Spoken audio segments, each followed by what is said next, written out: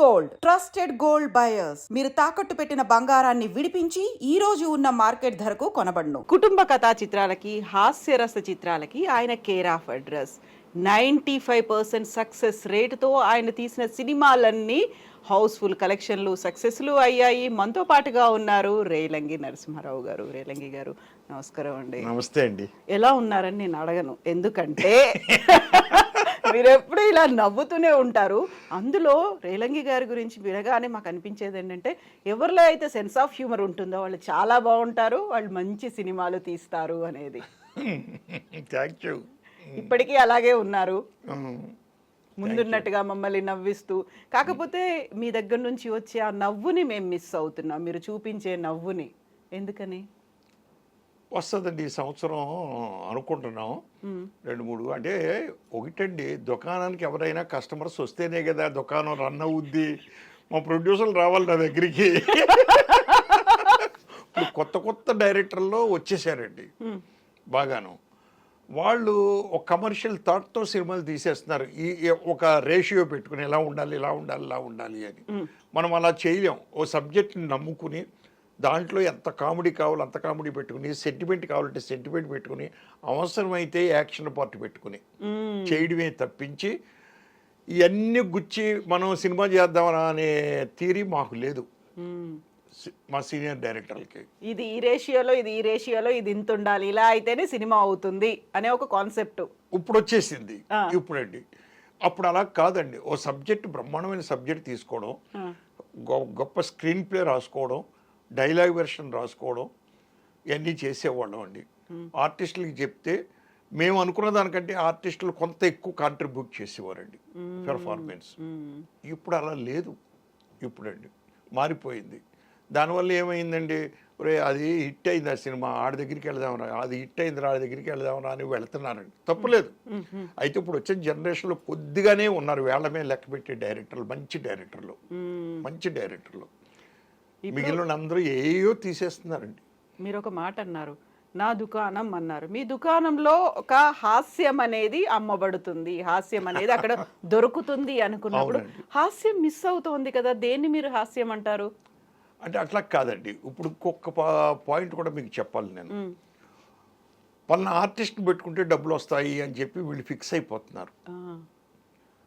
Artist దగ్గరికి డైరెక్టర్ని రమ్మంటున్నారు. ఈ మధ్యన వచ్చినాయి నాకు 4-5 సినిమాలు వచ్చినాయండి. వచ్చి ఏమండి పలానా అతను ఎంత తీసుకుంటాడు, మన ఆడి దగ్గరికి వెళ్ళాలి చెయ్యాలి అని. బాబు, నా దగ్గరికి వచ్చిన సినిమాయే నేను చేశాను. ఇంకొకరి దగ్గరికి వెళ్ళి, బాబు నా దగ్గర ఇదిగో ఈ మంచి కథ ఉంది చెయ్యండి ఇలాగని ఏ ప్రొడ్యూసర్ని అడగలేదు, ఏ హీరోని అడగలేదు. హీరోల చుట్టూ తిరిగే ఇది మాకు లేదు.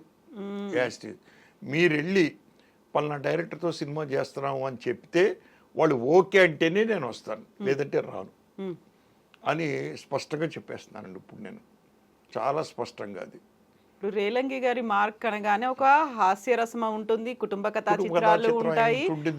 అందులో యావరేజ్ కాదు, సక్సెస్ రేట్ అనేది 95% ఉంటుంది. ఇన్ని ఉన్నప్పటికీ కూడా ఎదురు చూడడం అనేది, మేము రేలంగి గారి సినిమా ఎప్పుడు వస్తుందా అనడం, లేకుంటే వాళ్ళు కూడా వాళ్ళకి తెలుసు మీ మార్క్ ఏంటి అనేది, అయినప్పటికీ కూడా ఇంకా మిమ్మల్ని రమ్మనడం. అవును, అందుకనే నేను నా దగ్గరికి వచ్చిన ప్రొడ్యూసర్కే ఇప్పుడు 2 ప్రొడ్యూసర్కి స్టోరీ డిస్కషన్ జరుగుతుందండి. కథ, ఇప్పుడు కథ అనేది నేనే ఇవ్వాలని రూల్ లేదండి.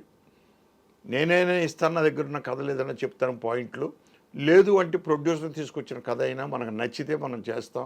లేదు ఇద్దరి దగ్గర కథలు లేకపోతే వేరే రైటర్ పిలిపించి రాయించుకుంటాం మనమండి. కథలకు కొరత ఏమీ లేదండి. ఇప్పుడు షేక్స్పియర్ గారు ఏం చెప్పాడండి, సృష్టిలో 7 కథలు ఎట్టండి. ఆ 7 కథల్ని తిప్పి తిప్పి తిప్పి తిప్పి చేస్తున్నారు. కొన్ని వేలు లక్షల కొన్ని లక్షలు కొన్ని కోట్లు సినిమాలు చేస్తున్నారండి. ఇప్పుడు తండ్రి కొడుకు అనుబంధం ఏ సినిమా తీసినా అంతే కదండి. తండ్రికి ఒకటికి పుట్టేవాడు కొడుకు అవుతాడు, ఈడికి ఆడి తండ్రి అవుతాడు. అలాగే ఒక ఆవిడికి పుట్టిన అతను కొడుకు అవుతాడు, ఆవిడ అమ్మ అవుద్ది. అలాగే ఇంకొకరు పుడితే వీళ్ళిద్దరూ బ్రదర్స్ లేదా సిస్టర్స్ అవుతారు. అవి మార్చలేం కదండి మనం. పెళ్ళవుతే భార్యాభర్తలు అవుతారు. సో ఇయే రిలేషన్స్. పెళ్ళైతే భార్యాభర్తలు అవుతారండి. ఏమండి, ఈ భర్త ఇంకొక దాన్ని పెట్టుకుంటే సెకండ్ వైఫ్ అంటాం. ఇంట్లో ఇల్లాలు వంటింట్లో ప్రియురాలు లేక, లేదంటే నేను తీసిన పెళ్ళానికి ప్రేమ లేక ప్రియురాలకు శుభలేఖ లేక. అంతే, అవును. ఈ రిలేషన్స్ మనం మార్చలేం, కానీ ఒక థీమ్ వేరుగా ఉంటాయండి, రకరకాల థీములు. ఇప్పుడండి ఆ థీముల్లో మనం స్క్రీన్ ప్లే రాసుకోవడం అనేది ఉంటుంది. ఇప్పుడు మీకు ఎగ్జాంపుల్ చెప్తానండి. పిసినారితనం మీద జంజాల్ గారు సినిమా తీశారు, ఆహనా పెళ్ళంట. కోడిని వేలాడ తీస్తూ తినడం అనేది, తినడం ఆయన అంటే ఆ కోడిని కోసుకుని తినడం, ఏలాడి తీసి దాన్ని లొట్టలు వేస్తూ ఆ పూట గడిపేస్తాడు. అంత పిసినారి. అవును.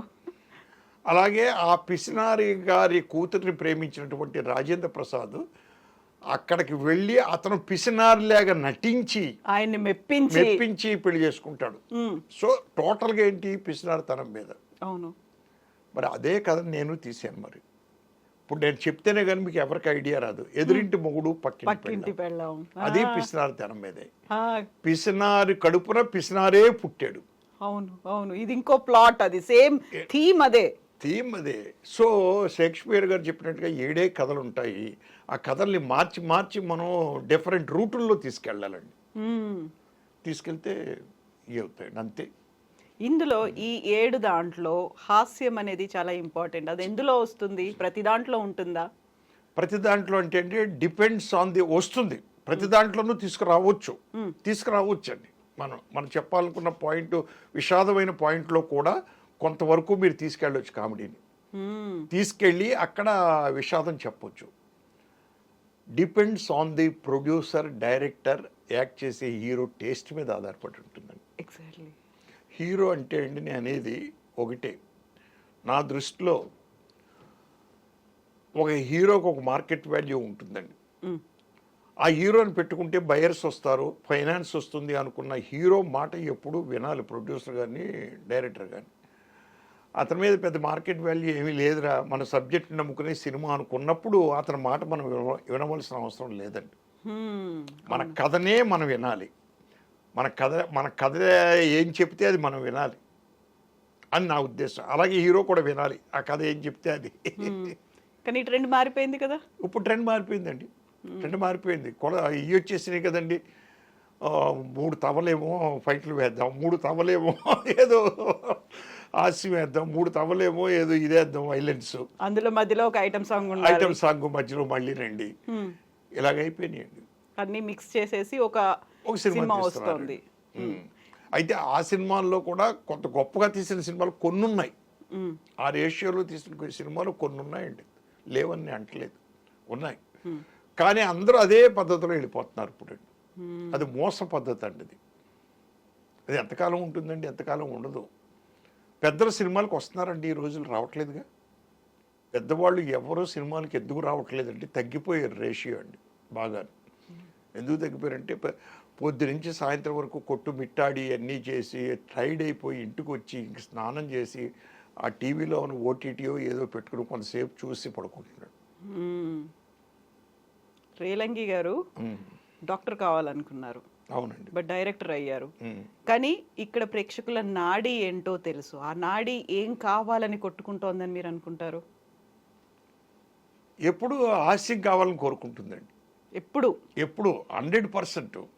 ఇప్పుడు ఒక విషాదమైన సినిమా చూసామనుకోండి, అది భారంగా ఇంటికి వెళ్ళిపోతాం మనం అండి, అది కష్టం. సెంటిమెంట్ అనుకోండి మళ్ళీ నీ బ్రహ్మాండం. ఎందుకంటే మనిషిలో కొంత మార్పు రావడానికి అవకాశం ఉందండి సెంటిమెంట్ సినిమా చూస్తే. అంటే సెంటిమెంట్ అంటే ఓ తల్లి తండ్రిని అనాథలాగా వదిలేశారు బిడ్డలు. ఇట్ ఈజ్ ఎక్స్ట్రాడనరీ సెంటిమెంట్ అండి. వాడికి మైండ్లో వర్కౌట్ అవుతుంది. అలాంటి సబ్జెక్టులైనా బాగా రిసీవ్ చేసుకుంటారండి. ఈ ఫైట్లు, కక్షలు, సాధింపులు అనేది కరెక్ట్ కాదండి, మనిషిని పాడు చేస్తాయండి. ఇంకా హాస్యం అంటారా, ఆరోగ్యాన్ని ఇస్తుందండి. ఎందుకంటే ఇప్పుడు హాస్యం క్లబ్బులు పెట్టారు, ఎందుకు పెట్టారండి? లాఫింగ్ క్లబ్స్ అనేది ఎందుకు పెట్టారండి? అన్ని అవయవాలు ఒక్కసారి ఎక్సర్సైజ్ అవుతాయండి నవ్వితే. అది ఆయుష్ని పెంచుద్దని మన పెద్దలు కానీ డాక్టర్లు కానీ చెప్పేది అదేనండి టోటల్గా. సో నెంబర్ 1 హాస్యం అండి, సమస్య లేదు నాకు తెలిసి. తర్వాత సెంటిమెంట్ అండి, అత్యద్భుతమైన సెంటిమెంట్. ఇప్పుడు మా గురువుగారు ఫస్ట్ సినిమా తీశారు, మీకు గుర్తుండి ఉంటుంది, తాత మనవడు. అవును. తల్లిదండ్రులను వదిలేసిన కొడుకు. బట్ ఇప్పుడు జరుగుతుంది అదేనండి, ఎవరి దారి వాళ్ళదండి, అలా అయిపోయిందండి టోటల్గా.